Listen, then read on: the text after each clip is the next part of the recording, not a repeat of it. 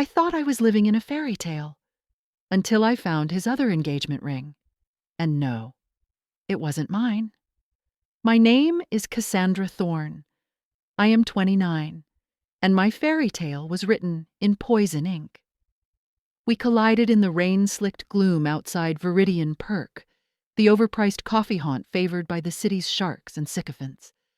My umbrella snapped inside out, a sacrificial victim to the gale howling off Viridian Bay. His expensive leather briefcase took the brunt of my latte's desperate flight. Scalding liquid bloomed across butter-soft calfskin. "Christ!" he barked, then instantly softened, a chameleon shifting skins. His eyes, the unsettling green of deep ocean trenches, locked onto mine. A slow, practiced smile unfurled. Though perhaps a small price for divine intervention. His voice was aged whiskey, smooth and expensive. He produced a monogrammed handkerchief, JV, not for the ruined case, but for my trembling, coffee-splattered hand. Julian Vance. "Cassandra Thorne," I managed, my cheeks burning hotter than the spilled coffee. The apology died on my lips. His presence was a physical force, radiating confidence and a subtle, unnerving magnetism.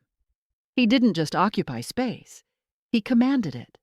He insisted on replacing my coffee, his hand a warm, proprietary weight on the small of my back as he guided me back inside, ignoring the impatient cue. He ordered for me something complex and French-sounding, his gaze never leaving my face. A casualty of the storm deserves compensation, wouldn't you agree? That was the beginning. The hook. The first tightening coil of the serpent. Julian Vance wasn't just successful. He was Viridian Bay royalty. Vance Capital dominated the skyline, a chrome and glass monument to ruthless ambition. He was 35, sculpted by personal trainers and privilege, with a mind like a scalpel and charm that could disarm a bomb squad. And inexplicably, terrifyingly fast, he focused that terrifying intensity on me. Cassandra Thorne, junior architect, grinding out floor plans for soulless condos. My most exciting accessory, a perpetually ink-stained drafting glove. The bombardment was relentless, texts blooming on my phone before dawn. Thinking of your laugh haunts me. Lunch deliveries, gourmet salads when I'd casually mentioned watching carbs, decadent pastries when I'd sighed about a deadline. He appeared outside my modest apartment building in a silent, Obsidian Tesla, leaning against it like a car ad come to life. "Detour?" he'd suggest, whisking me to private art viewings or Michelin-starred tasting menus where the waiters knew his name and his preferences by heart. Week 1 dissolved in a dizzying haze. He spoke of our future with unnerving certainty. "Imagine it, Cass," he murmured one starlit night on his penthouse terrace, the city a glittering carpet far below. A home by the sea. Something brutalist, yet warm. You'd design it. Our fortress. His fingers traced my jawline, sending shivers that weren't entirely pleasant down my spine. It felt like possession, not affection. Week 2. Dinner at Obsidian, the city's most exclusive, near-mythical restaurant, perched on a cliff edge over the raging ocean. Candles flickered in glass enclosures, casting dancing shadows on his sharp features. He reached across the table, capturing my hand. His thumb stroked my knuckles. "I love you, Cassandra Thorne." The words hit like a physical blow, stunning in their audacity and speed. My breath caught. Logic screamed, but the sheer force of him, the intoxicating whirlwind, drowned it out. A desperate, lonely part of me ached to believe it. Week 3. He swept me away. Not Paris, but his private yacht, the siren's call, slicing through the Aegean under a sky bruised purple and gold. We anchored in a secluded cove, water so clear it defied reality. He'd arranged a private dinner on deck, draped in fairy lights. Soft music drifted on the salt air. Then, as the sun bled into the sea, he dropped to one knee on the polished teak. Not a ring box, but a velvet pouch. He tipped it gently into his palm. A solitaire diamond exploded in the dying light. Not just large, obscene. A cold, hard glacier catching fire. Cassandra. His voice was thick, his green eyes burning with an intensity that bordered on feverish. Be my anchor, my masterpiece. Marry me. The sheer, reckless impossibility of it, the cinematic perfection, short-circuited my doubts, the loneliness, the yearning for something more, the sheer gravitational pull of Julian Vance. It all coalesced into a single breathless word. Yes. The diamond was a shackle. Beautiful. Deadly. Heavy. The unease began before we even docked back in Viridian Bay. A shift. Subtle. Like the yacht rocking on a hidden swell. Back in his minimalist penthouse, chrome, glass, curated art that felt cold, the atmosphere thickened. His phone, a sleek black slab, became an extension of his hand. It would buzz against the marble countertop late at night, a persistent, angry insect. He'd glance at the screen, his jaw tightening almost imperceptibly, before silencing it. Work, he'd mutter. The word clipped, final. Always bleeding into the night. He started taking calls in his study, a room I was never invited into, the heavy door clicking shut with an air of finality. The low murmur of his voice through the door sounded urgent, sometimes sharp, not the tone of a CEO managing portfolios. Once, my ancient laptop died while I was finalizing a presentation. Panicked, I used his spare, a silent beast humming on his desk. As I typed, a notification popped up in the corner of the screen. Doctor. Isla Devereaux. Call me when you land. Need to talk. Urgently. My blood turned to ice slush. Dr. Isla Devereaux, a name whispered in the city's elite circles, a brilliant cardiothoracic surgeon, beautiful, untouchable, and a heart emoji. I closed the laptop like it was radioactive. Denial roared in my ears. Colleague, family friend. Misinterpreted emoji, but the seed was planted. A tiny toxic spore taking root in the fertile ground of my growing dread. Julian was affectionate, almost suffocatingly so when he was present, but his absences grew longer, more frequent. Emergency meeting in Singapore. Sudden investor crisis in Dubai. His explanations were smooth, plausible, delivered with that devastating smile. Yet the pit in my stomach yawned wider. The diamond on my finger felt like a lie made solid. The breaking point came on a Tuesday. Rain lashed the penthouse windows, mirroring the storm inside me. Julian was away. Zurich, this time. Something primal, something terrified, overrode every shred of decency. I stood before his sleek bedside table, staring at the black phone charging there. His personal phone. The one glued to his hand. The one with the passcode he shielded with his body when unlocking it. My hands shook. Betrayal warred with self-preservation. Self-preservation won. I picked it up. Cold. Heavy. I remembered the angle of his thumb, the subtle flick. I mimicked it. Tap. Swipe. Tap. The screen unlocked. Icy terror flooded me. I was in. I went straight to his messages, scrolled past business contacts, colleagues, and then I saw it. Isla. Dozens of threads. Not weeks, months, long before me. The first message I opened shattered my world. Isla. Can't believe you got the ring. The Graf Marquise? It's even more stunning in person. You shouldn't have, my love. But I adore it. Counting the hours until Friday. Our place? Friday. The Friday after he proposed to me on the siren's call, I scrolled frantically. Photos loaded. Julian, grinning that familiar, heart-stopping grin. his arm around a stunning woman with intelligent dark eyes and a cascade of raven hair. Ila Devereux. On her left hand, held up for the camera, a breathtaking Marquise diamond engagement ring glittered under a chandelier, different from my solitaire, equally obscene. Another photo. Them on a beach at sunset, her head on his shoulder, both wearing matching, ridiculous straw hats. The timestamp, 3 days ago, when he was supposedly in Singapore.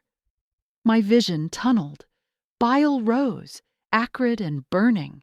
I stumbled to the ensuite bathroom, collapsing onto the cold tiles, retching dry heaves. It wasn't just cheating. It was a parallel universe, a meticulously constructed double life. He hadn't just proposed to me, he'd proposed to her, Dr. Ursula Devereux, probably around the same time, maybe after. The humiliation was a physical wound, the rage, a white-hot nova blooming in my chest, threatening to incinerate me. I crawled back to the phone, a predator now, driven by a cold, focused fury. I scrolled through more messages, sickening endearments, plans for their future. A beach house in Bali he'd also described to me. His lies weren't just to me, they were to her, too. He played us both, puppets, in his narcissistic fantasy.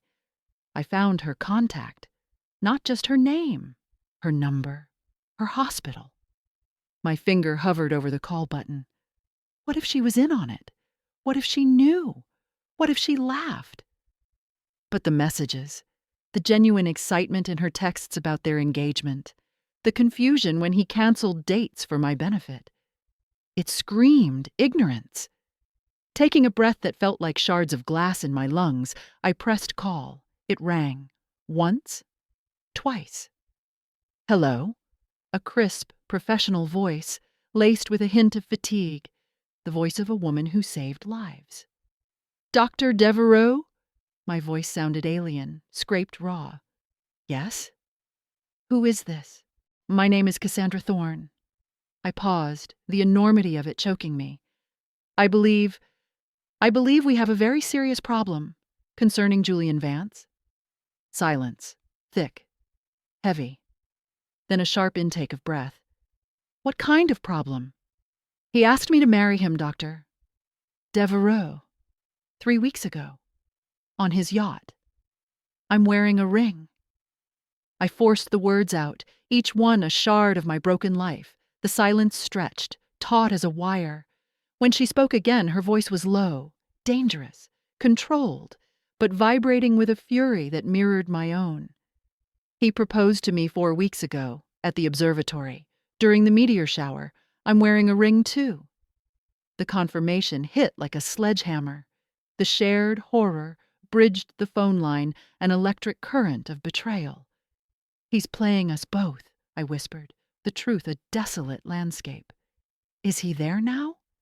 Her question was sharp, clinical. Number Zurich. Allegedly. A bitter, humorless laugh crackled down the line. Funny. He told me he was in Tokyo securing a deal, sent me a picture of the skyline yesterday. A pause. I could almost hear her mind racing, assessing, planning. Cassandra.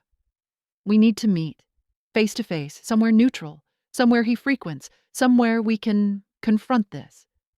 The plan formed not in words, but in shared understanding, a reckoning. Obsidian, I breathed, the name tasting like ash. He loves Obsidian. The lighting, he says, perfect for impressions. Perfect, Isla echoed, the word dripping with venom.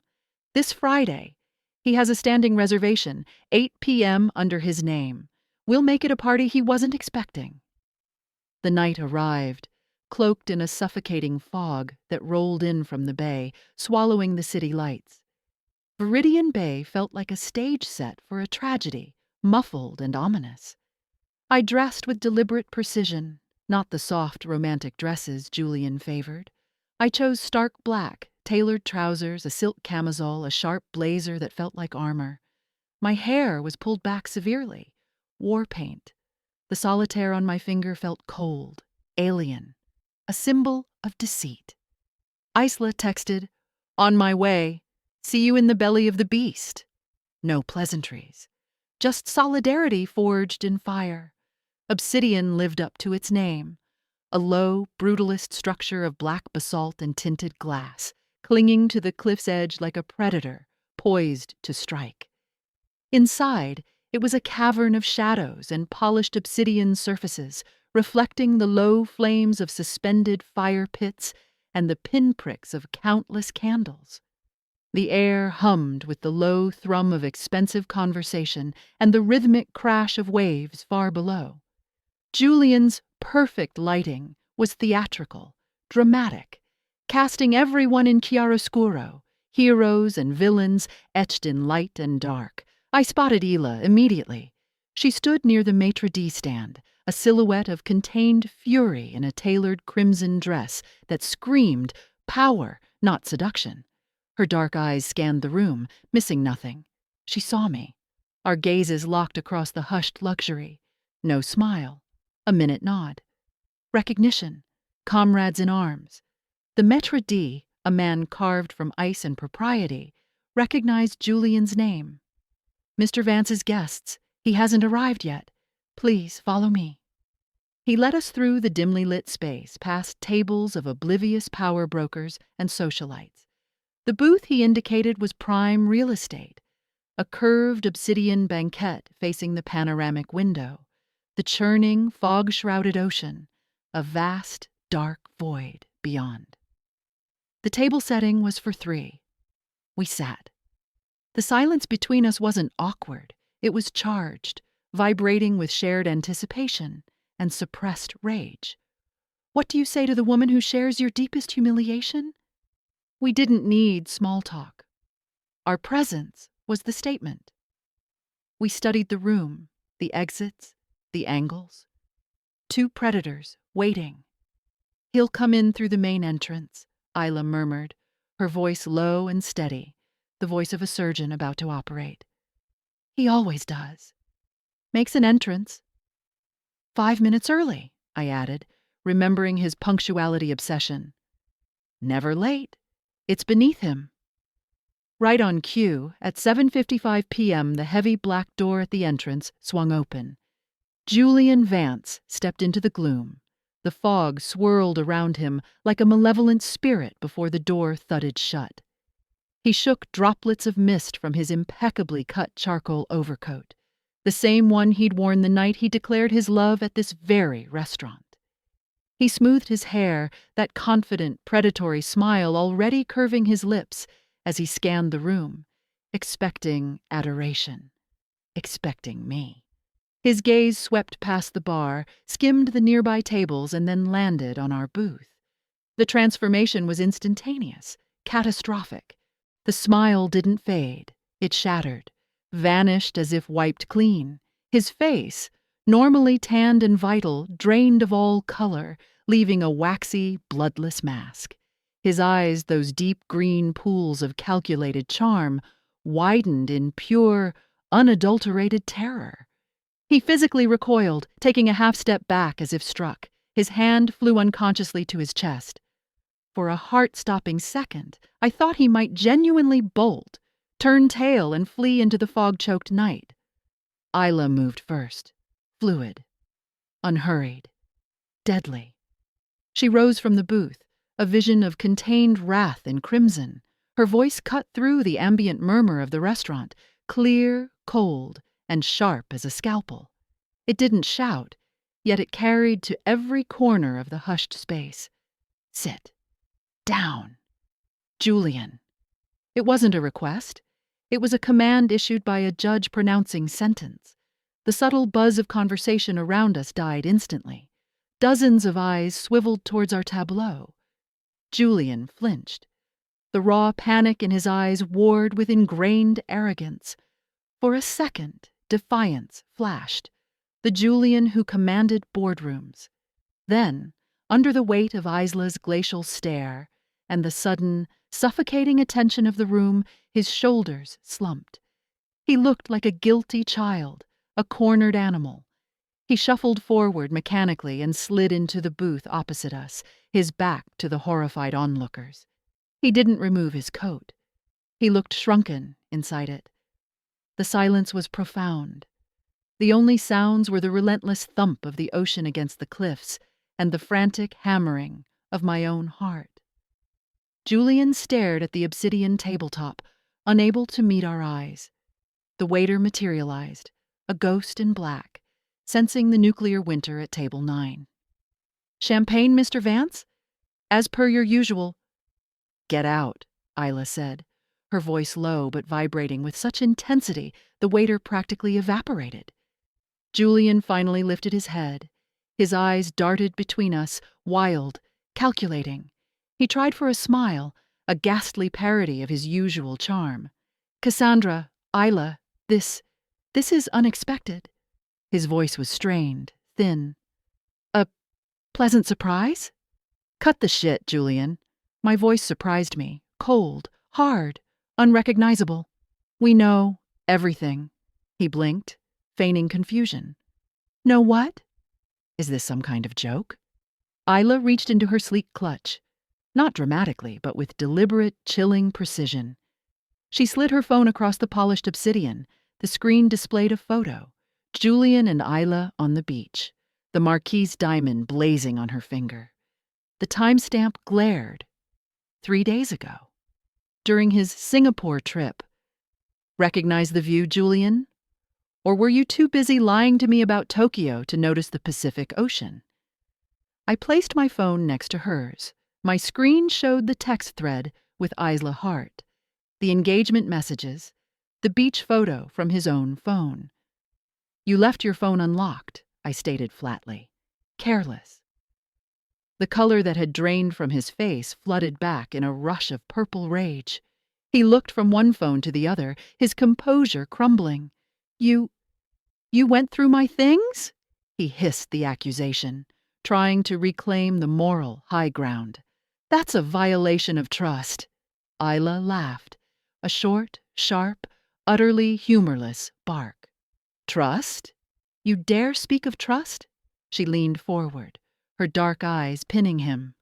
"You proposed to me, Julian. You gave me this ring."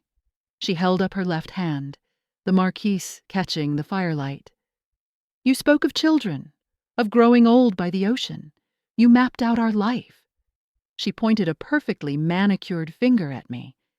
"And you did the exact same thing with her, simultaneously. You flew her to the Aegean. You bought her a rock." Her voice rose slightly, trembling with fury. "What were you playing at? Some sick game? Collecting us like trophies?" Julian ran a hand through his perfectly styled hair, mussing it. He looked trapped. It wasn't like that," he stammered. "It just happened. I care for you both. Deeply." He spread his hands, a gesture meant to convey helpless sincerity. It looked grotesque. "I never meant to hurt anyone. I loved you both. In different ways. Loved us both." The words hung in the air, toxic and absurd, like we were interchangeable accessories, different flavors for his voracious ego. He saw the twin infernos blazing in our eyes and panicked. His strategy shifted instantly, a cornered rat turning on its own. He swiveled towards Ela, his voice dropping to a conspiratorial whisper, dripping with false concern. "Isla, listen to me. She pushed for this. Cassandra.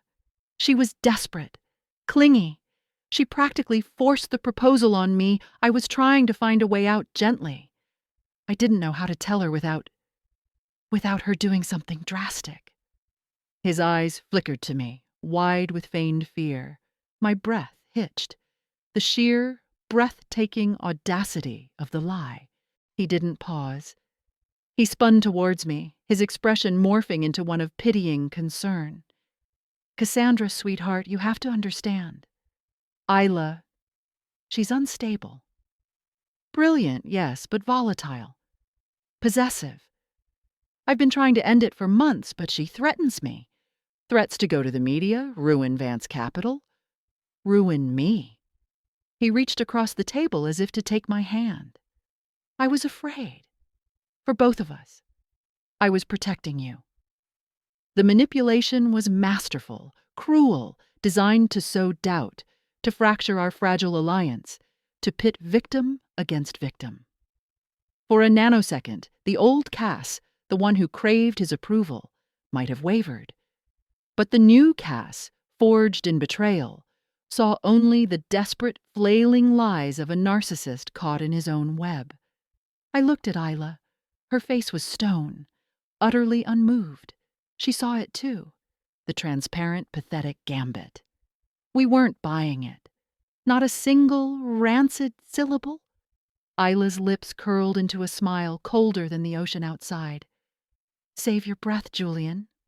We compared notes. Thoroughly. Your little stories don't match. At all. I met his panicked gaze. We know about Zurich and Tokyo and Singapore. We know about the Bali plans. We know everything. The last vestiges of his composure disintegrated. Fear, raw and primal, replaced the arrogance. He looked hunted. What do you want? He whispered, his voice hoarse. Money? Is that it? Name your price, both of you. I can make this go away.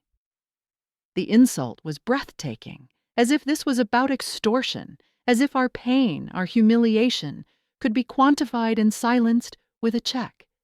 It ignited the final fuse. Simultaneously, as if choreographed by the shared rhythm of our fury, Isla and I reached for our left hands. The diamonds, symbols of his monstrous deception, felt suddenly repulsive, heavy, tainted. We slid them off. The simple act felt monumental, liberating. We placed the rings gently on the obsidian table between us, two glittering circles of betrayal, my solitaire, cold and hard, her marquise, sharp and elegant. They lay there, catching the firelight, undeniable evidence of his double life. The entire restaurant seemed to hold its breath. The silence was absolute, broken only by Julian's ragged breathing. He stared at the rings like they were scorpions. Isla leaned forward, her voice dropping to a low, venomous purr that carried only to him, yet felt like a shout in the stillness. She locked her surgeon's gaze, steady and unblinking, onto his terrified eyes. Marry yourself, Julian. You're the only one who can tolerate your ego. The finality in her tone was absolute. A guillotine falling. We rose together, smooth, unified. We didn't look back. We didn't need to see his devastation. We felt it radiating from him like heat from a dying star. We walked away from the booth, from the man, from the lie, side by side, past the frozen patrons, past the horrified maître d', out into the swirling, cleansing fog of the Viridian night. The heavy door of Obsidian thudded shut behind us, sealing Julian Vance and his shattered world inside. Outside, the fog wrapped around us, damp and cool. The roar of the ocean was louder here, a primal sound of power and indifference. We stopped under the dim glow of an exterior light. Isla turned to me. The fury was still there, banked but glowing, but something else flickered beneath it. Exhaustion. Relief. A dazed kind of wonder. She extended her hand, not for a handshake, an offering. Cassandra. I took it. Her grip was firm, strong, a surgeon's hand, a warrior's hand. Isla. We didn't hug. Not yet. The bond was too new, forged in fire and still too raw, but the understanding was there. Profound. Unbreakable. That night, walking away from the cliff edge, I didn't just lose a fiancé, I didn't just lose a fantasy. I gained an ally, a sister forged not in blood, but in the crucible of a shared monster. The fog swallowed the city as we walked, a benediction of anonymity. We didn't speak for blocks. The adrenaline that had sustained us through the confrontation was ebbing, leaving behind a hollowed-out exhaustion and a strange, vibrating clarity. The weight of the solitaire was gone from my finger, replaced by a phantom ache and a profound sense of lightness. Isla finally broke the silence. Her voice, usually so crisp and controlled, was rough at the edges. "My place is closer. 3 blocks. We need—" She trailed off, gesturing vaguely. "Fortification." "Fortification sounds essential," I agreed, my own voice sounding distant. Her apartment wasn't what I expected. Not the sleek, cold penthouse I associated with Julian's world. It was in an old, converted warehouse near the harbor. High ceilings, exposed brick softened by warm wood, and bookshelves overflowing with medical texts and novels, comfortable leather sofas, a Persian rug worn with use, the scent of old paper, and something faintly herbal. It felt lived in, real, safe. She moved to a discreet bar cabinet. Whiskey? Wine? Something harder? The question was practical, grounding. "Whiskey," I said. "Neat." She poured 2 generous measures of amber liquid into heavy crystal tumblers, handed me one. Our glasses clinked, a somber toast to survival. The first sip burned a welcome path down my throat, spreading warmth through the icy numbness. We sank onto the deep sofa. The silence returned, but it was different now. Less charged, more contemplative. The shared horror was a tangible thing between us. "He actually tried to turn us against each other," I said, the absurdity of it hitting me anew. "Right there, with the same lies he used on us separately." Isla snorted, swirling her whiskey. "Classic triangulation. Textbook narcissistic playbook. Make each think the other is the problem, the threat, the crazy one. Maintain control." She took a long sip. "Pathetic. Predictable. Once you see the pattern." "You knew?" "The terminology," I asked. "Dealt with enough personality disorders in the ER and the OR," she said dryly. "And after the 3rd emergency that conveniently coincided with a date with you, I started researching. Covert narcissism. Love bombing. Future faking. The signs were there. She looked down into her glass, her expression tightening. "I didn't want to see them. The future he painted, the beach house, the work-life balance. It was everything I thought I wanted after residency. Everything I thought I didn't have time for." She looked up, her dark eyes meeting mine. "What was yours? The whirlwind? The intensity?" I thought of the rain, the coffee, the yacht, the diamond that felt like a coronation. "The feeling of being chosen," I admitted, the truth raw, "by someone like him, after years of feeling ordinary, invisible in my own life. He made me feel like the center of a universe. It was addictive and utterly fake." I took another burning sip. "The architect designing his brutalist yet warm fortress by the sea. God, how pretentious does that sound now?" A ghost of a smile touched Isla's lips. "The meteor shower proposal was pretty pretentious too, orchestrated down to the second." She sighed, the sound heavy with exhaustion. "We were props, Cass. Set dressing in the grand Julian Vance production. Me, the brilliant surgeon trophy. You, the creative, authentic counterpoint. He probably had a 3rd act planned somewhere. Maybe a ballet dancer or a politician. The shared gallows humor was a lifeline. We talked for hours, not just about Julian, though his specter loomed large. We talked about our lives before him, my struggles in a male-dominated architecture firm, my passion for sustainable design buried under soulless condo commissions, her grueling residency, the weight of life and death decisions, the isolation of her success. We discovered shared frustrations, unexpected common ground, a love for gritty noir films, a hatred of kale smoothies, a mutual appreciation for terrible 80s power ballads.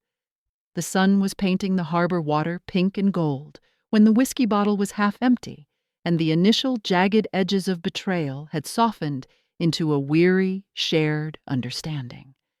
We hadn't solved anything. The pain was still there, a deep ache. but we weren't alone in it. "We need to ensure he doesn't do this again," Isla said, her voice regaining its surgical steel.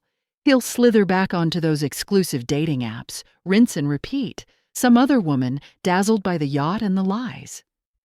"He'll spin this," I agreed, the thought chilling. "We were crazy, clingy, gold diggers. He'll be the victim." Isla's smile was razor thin. "Not if we control the narrative." The real revenge wasn't the public humiliation at Obsidian, though that had been satisfyingly brutal. That was merely the opening salvo. The real revenge was meticulous, surgical, and utterly devastating. It unfolded over the next few weeks, a quiet, coordinated campaign. Phase 1. The digital erasure. We systematically blocked Julian on every platform: phones, social media, email. We scrubbed our digital lives of his presence, photos deleted, playlists purged of our songs. It was cathartic, like disinfecting a wound. Phase 2. The network notification. We didn't shout it from the rooftops. We were precise. Isla had connections in the high-stakes medical and philanthropic circles Julian coveted. I had contacts in the architecture and design world he patronized. We each spoke privately, confidentially, to a few key, trusted individuals, influential people whose opinions mattered. We simply presented the facts, dispassionately: the double engagement, the identical timelines, the proven lies, the Obsidian confrontation. We showed them the screenshots, carefully curated, names redacted, except Julian's. We didn't ask for anything. We merely informed. The grapevine in Viridian Bay's elite was a powerful, efficient beast. The story spread, not as gossip, but as a quiet warning. Invitations to certain charity galas dried up. Seats on prestigious boards suddenly became unavailable.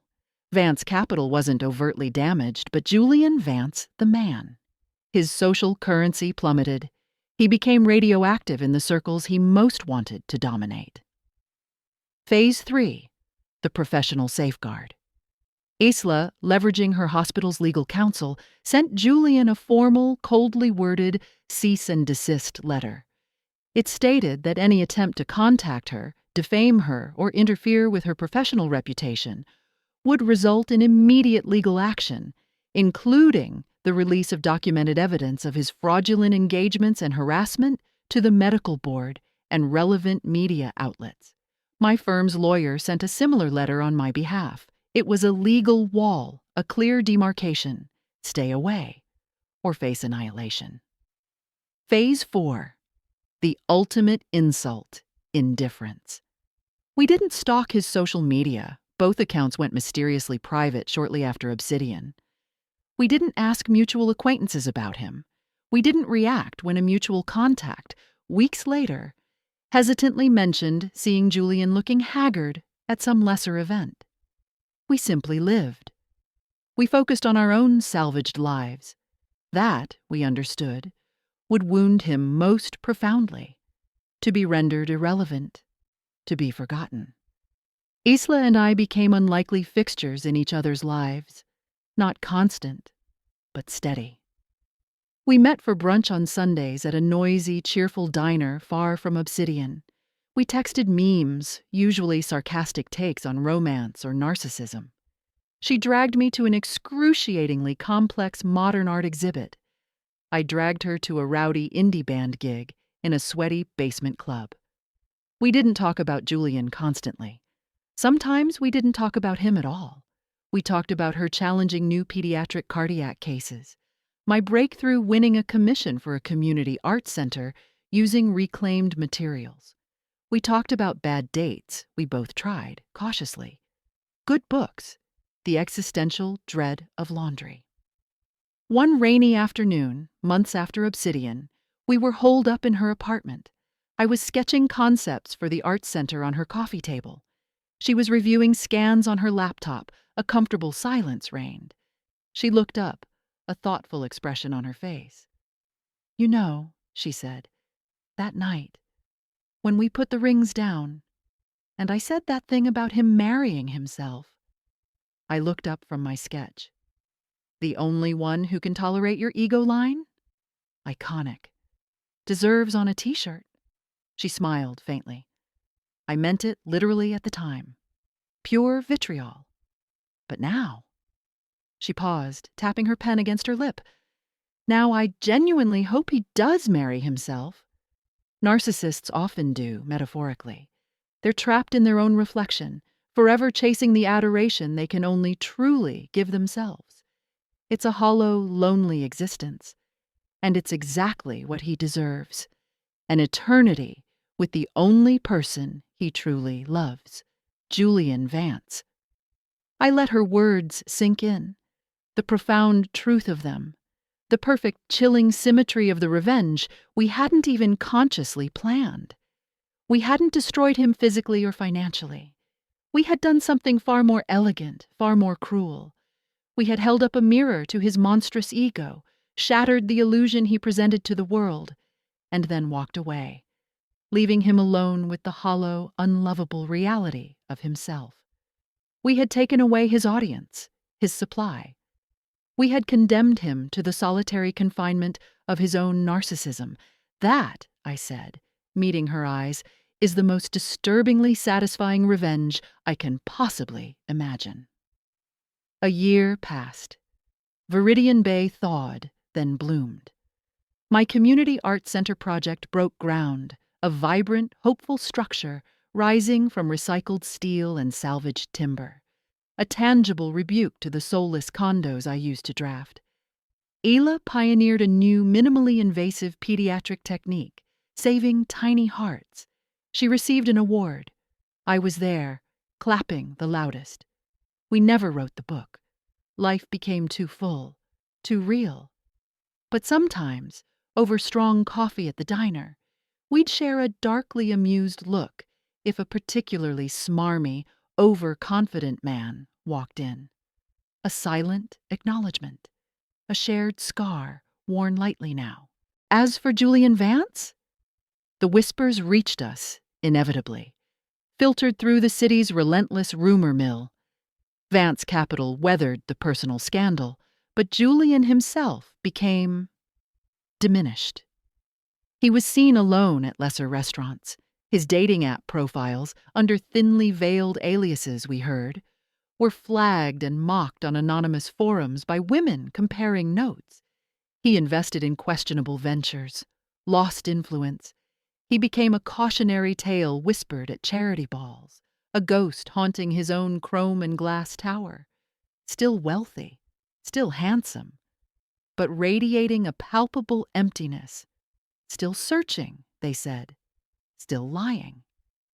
But the perfect smile. It never quite reached his eyes anymore. It looked strained. A facade cracking under the weight of its own hollowness. He was left with the only company he truly deserved, his own monstrous, insatiable reflection. Me. I'm done with fairy tales written by monsters. I crave the imperfect, the authentic, the beautifully real, the scratch of charcoal on rough paper, the weight of reclaimed steel in my hands, the solid grip of a friend forged in fire, the quiet certainty of my own instincts, finally trusted.